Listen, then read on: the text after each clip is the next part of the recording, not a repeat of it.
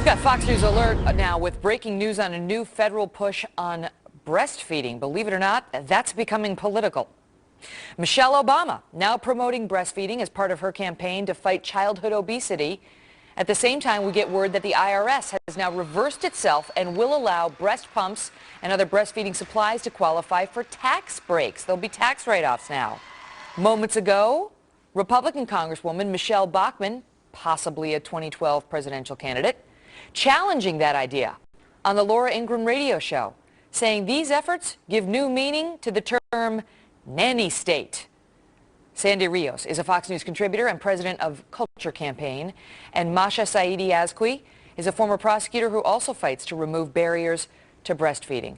Panel, thanks so much for being here with us. So Michelle Bachmann making news on this moments ago, criticizing the First Lady. The First Lady's office says, look, we're working to promote breastfeeding, in particular in the black community. This is according to the First Lady, where 40% of babies never get breastfed at all, even the first weeks of life. And this is, what's wrong with that, Sandy?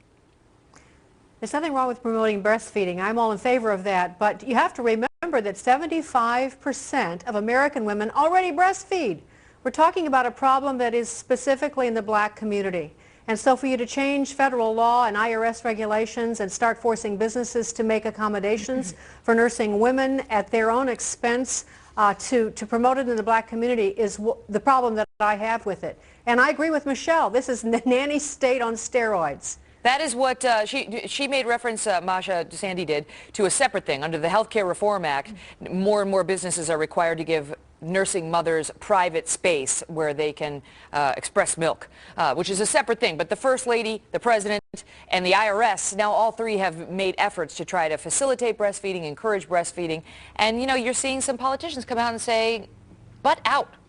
Megan, you know better than I do the significant benefits that breastfeeding has. It's very good for the baby. It's good for the mother. What this tax credit is doing, and also the federal work rules that you alluded to a moment ago, is it's helping to even out the playing field. It's allowing some women that do not have access to breastfeeding to be able to make the choice to breastfeed their children. For example, 30% of working women stop breastfeeding, and they say the reason is their boss doesn't give them the time to breastfeed, they don't have a break, and they don't have a place to breastfeed. So if we know the significant benefits to breastfeeding, then why not try to make it available to all women? I mean, this is a very personal choice. And if you look at low-income mothers, breastfeeding nursing supplies can cost between $500 to $1,000 a year. A low-income mother is not going to be able to afford. But do you know how much formula costs?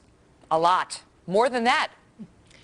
That might be the case, Megan, but I think that it's fundamentally unfair to not give the opportunity to lower-income women to have the option of. How do they not have the opportunity? What I'm saying is you're going to spend $1,000 a year. If you just feed your baby formula, you're going to spend a lot of dough, at least several hundred. And so why don't they get a write-off? Why don't you get a write-off for the formula? Why is it just a breast pump? I think the difference. Megan, the other point is that Masha, and then I'll go back to you, women, Sandy. Let me get Masha to answer that, and then I'll go back to you. I think the difference is formula. I don't know how much it costs. Maybe it's $5 every week. It may you can more go than and pay that. for It's expensive.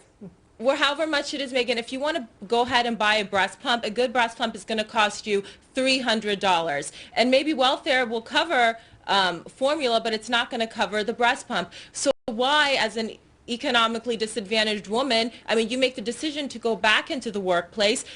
If you don't have the $300 to shell out for the breast pump, not to mention the cost of the milk bags, the tubes, and so on, you're not going to be able to, you know, go to work or to breastfeed your children. Okay, let me get Sandy to respond. Megan, this is just nonsense. Low-income women don't itemize deductions, first of all, and so the IRS provision for this doesn't help very many people. And I think if Michelle Obama really wants to help women in the black community, I'm all in favor of that, to encourage them to nurse their babies. But to change federal law, to force employers as part of this initiative to provide a place for mothers to nurse and time off to nurse or to pump is not right. Talk about fairness. You're going to make business owners at this time in our economy accommodate nursing mothers at their expense? I'd say equal pay for equal work does not apply here. Well, If Sandy, what's a nursing mothers- mother supposed to do? You know, like when you are nursing, you're trying to give your baby breast milk, and you don't have a place you can go pump in private. What are you supposed to do? Exactly, Megan. Are you supposed to go into the bathroom stall to breastfeed your child? I mean, that's an excellent point. And I just want to point out that economically, this makes sense as well. There was a study published by Harvard Medical School last spring that basically stated that if 90% of American women were able to breastfeed their children, we would see savings of $13 billion a year annually on lost wages There's no and question health care. it's best for the baby, and it's good for mothers. But let me just ask you this, Sandy, and then I got to go. Is there a point to be made that actually the First Lady should not be opining on this, because there's a lot of pressure on women to breastfeed, and believe it or not, it's not the easiest thing in the world to do. And when they try and they abandon it, there's a stigma that gets attached to them. And is there an argument that having the First Lady weigh in on this only adds to that? Perhaps, Megan, but I'm not so concerned about that. That's something that women have to decide. I am concerned, however, with her trying to dictate and impose her ideas on women of all stripes, which is, I believe, what she's doing in this case. I think breastfeeding is wonderful, and to the point of whether someone should have a room, yes, I think if a boss doesn't accommodate, if you want to pump, you need to find a different boss. But to dictate to employers that they have to provide a space and give you the time off to do that, I think is unreasonable. They had to do it because the bosses weren't doing it. I mean, look at you here at Fox News. You work in a newsroom. You know, you're sitting in a little cubby. So if you're a nursing mom, what are you going to do? Whip out your breast pump at your little cubby with like dozens of people around you watching? No, believe me, they don't want to see it. Are you trying to tell us, Megan, are you going to... Exactly, Megan, is Fox bad to you? We need to talk to Roger Ailes. And he should provide something for you. Office, right? You're okay, a special so case. They gave me an office, so I have some Yeah, privacy. I but thought I maybe. feel for my fellow women in the newsroom.